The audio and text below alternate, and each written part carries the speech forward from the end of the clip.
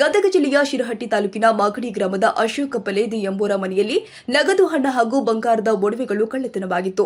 ಸದರಿ ಘಟನೆಗೆ ಸಂಬಂಧಪಟ್ಟಂತೆ ಶಿರಹಟ್ಟಿ ಪೊಲೀಸ್ ಠಾಣೆಯಲ್ಲಿ ಕಳೆದ ದಿನಾಂಕ 6/12/2023 ಅಪರಾಧ ಸಂಖ್ಯೆ 0224/2023 ಅಡಿಯಲ್ಲಿ ಪ್ರಕರಣ ದಾಖಲಾಗಿತ್ತು. ಸದರಿ ಪ್ರಕರಣವನ್ನು ಗಂಭೀರವಾಗಿ ಪರಿಗಣಿಸಿದ ಪೊಲೀಸ್ ಅಧಿಕಾರಿಗಳು ವಿಶೇಷ ತಂಡವನ್ನು ರಚಿಸಿ ಕಳ್ಳರನ್ನ ಬಂಧಿಸುವ ಮೂಲಕ ಹೆಡೆಮುರಿ ಕಟ್ಟಿದ್ದಾರೆ.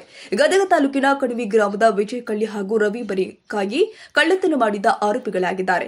ಸದರಿ ಆರೋಪಿಗಳಿಂದ ಕಳ್ಳತನ ಮಾಡಿದ ನಗದು ಹಣ ಸೇರಿ 50 ಗ್ರಾಂ ಚಪ್ಪಲ ಹಾರ, 20 ಗ್ರಾಂ ಬೆಂಡೋಲೆಗಳು ಹಾಗೂ 50 ಗ್ರಾಂ ತೋಡಿ ಚಿನ್ನದ ಆಭರಣವನ್ನು ಪೊಲೀಸರು ತಮ್ಮ ವಶಕ್ಕೆ ಪಡೆದುಕೊಂಡಿದ್ದಾರೆ.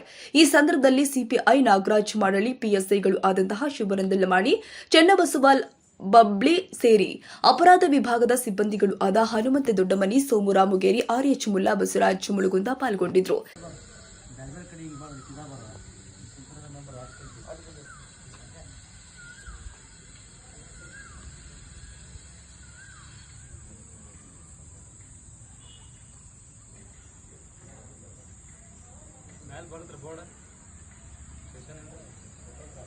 ಅಲ್ಲ ಸರ